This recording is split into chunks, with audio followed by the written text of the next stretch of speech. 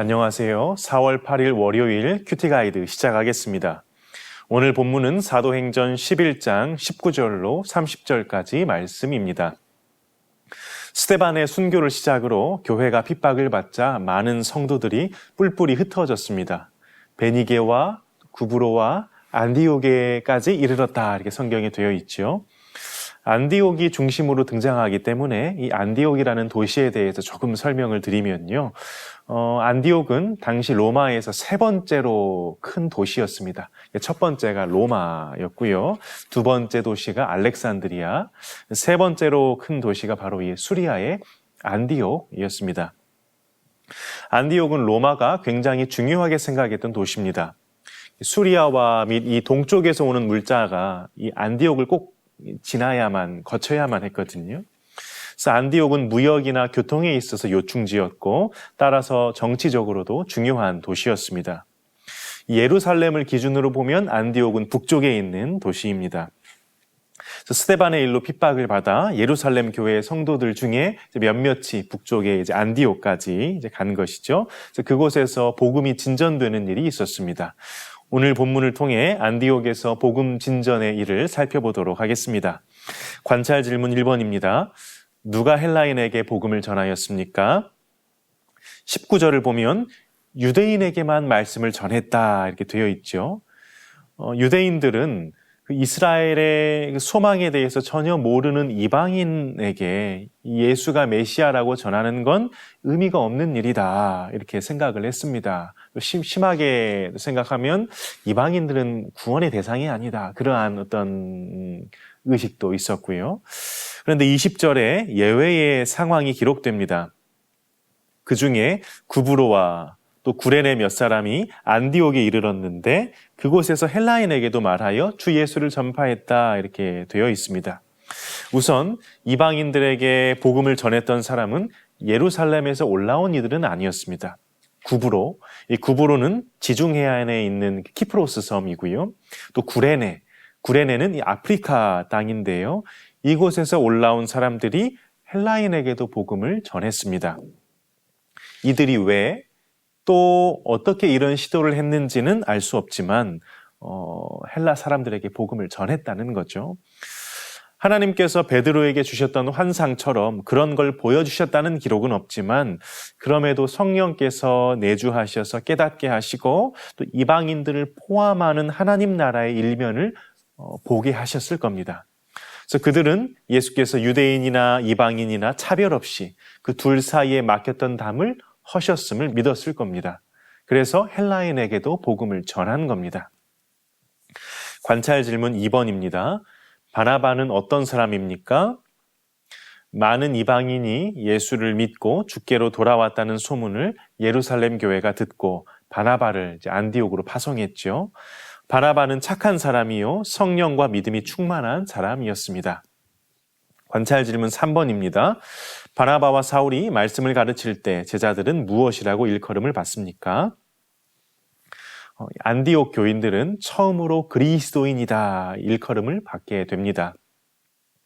예전에는 이 기독교가 유대교의 한 분파 정도로 여겨졌는데 이제 유대교라는 이름으로 저들을 말할 수 없다, 저들은 그리스도인이다 하는 이 새로운 호칭이 붙었단 말입니다. 이 그리스도인이라는 말의 그 그리스도가 이 메시아를 가리키는 말이기 때문에 믿지 않는 유대인들이 안디옥의 제자들을 그리스도인이라 부르지는 않았을 겁니다. 당시 유대인들은 이미 이 그리스도인이라고 부르던 그러니까 호칭이 따로 있었거든요. 그러니까 히브리 말로 이 예수 믿는 사람들, 이 사람들을 나츠리, 그러니까 나사렛 땅이다, 이렇게 그들은 이미 부르고 있었습니다. 아마 안디옥에 있었던 이방 사람들이 예수 믿는 제자들을 가리켜서 그리스도인이다, 이렇게 불렀을 겁니다. 연구와 묵상 4번입니다. 헬라인에게 복음을 전파할 때 주의 손이 함께 하신 이유가 무엇인지 묵상해 봅시다. 하나님께서 헬라인들에게 복음이 전파되는 것, 이방인들에게 복음이 전파되는 걸 기쁘게 여기셨습니다. 그리고 헬라인들에게도 성령을 부으시며 기사와 표적을 통해서 그들이 전한 복음을 확증해 주셨습니다. 이는 하나님이 그토록 원하시던 사역이었고 이방인들도 복음을 듣고 구원받을 수 있음을, 이방인들도 구원의 분명한 대상이라는 걸 보여주신 것이죠. 마지막 적용 5번입니다. 그리스도인이라 부름에 부끄럽지 않게 살아가기 위해 내가 할 수 있는 일이 무엇인지 생각해 봅시다. 이 그리스도인이라는 이 단어가 당시에 경멸의 의미로 사용되었는지 혹은 칭찬의 의미로 사용되었는지는 분명하지 않습니다만, 그럼에도 분명한 건 안디옥 교인들이 1년 남짓 이 신앙의 교육을 받은 결과 신자로서 구별된 정체성을 드러내기 시작했다는 겁니다. 이 그리스도인이라는 건 당연히 헬라인 같지도 않고 그렇다고 유대인 같지도 않고 로마인 같지도 않다. 이것들과 대비되는 뭔가 독특한 정체성을 가진다, 이런 말입니다. 오늘 저와 여러분은 세상에서 어떻게 인식되고 또 불리우고 계십니까? 또 스스로 어떤 정체성을 가지고 살고 계십니까? 우리는 하나님 나라에 속했지만 또 세상 나라에서 살아갑니다. 세상에서 우리는 빛과 소금으로 존재합니다. 눈에 보이지 않는 하나님이 계시며 그분의 나라가 바로 이런 곳이라 하는 걸 교회된 우리가 보여주면서 말이죠. 이게 우리가 이 땅에서 맡은 사명입니다. 세상 가운데 살면서 정체성을 지킨다는 게 참 어려운 일이지만 이 남들을 변화시키기는커녕 스스로의 신앙을 혼자 지키면서 사는 것도 참 어려운 세상이지만 뱀같이 지혜롭고 비둘기처럼 순결하기 위해 애쓰고 몸부림치며 주님을 붙들 때 주께서 우리를 결코 외면하지 않으시고 반드시 책임져 주실 것입니다. 특별히 내가 삶에서 어떤 부분을 적용할 수 있을까, 좀 이 부분을 말씀드려야죠. 27절로 30절에 보면 그리스도인이 된 이들이, 그리스도인이라 불렸던 이들이 어떠한 모습을 가장 먼저 보였는가, 그들의 공적인 사역이 소개됩니다. 예루살렘에 흉년이 들었고 안디옥의 그리스도인들이 예루살렘 형제들을 위해 헌금했다, 이런 내용입니다. 예루살렘 교회는 안디옥 교회를 이방인 교회라고 참 무시하고 차별하고 불편하게 했던 게 사실이거든요. 그럼에도 안디옥 교인들은 자신들을 참 인정해 주지도 않고 차별하는 그 참 어떻게 보면 서운할 수 있는 예루살렘 형제들을 위해서 힘을 다해 헌금합니다.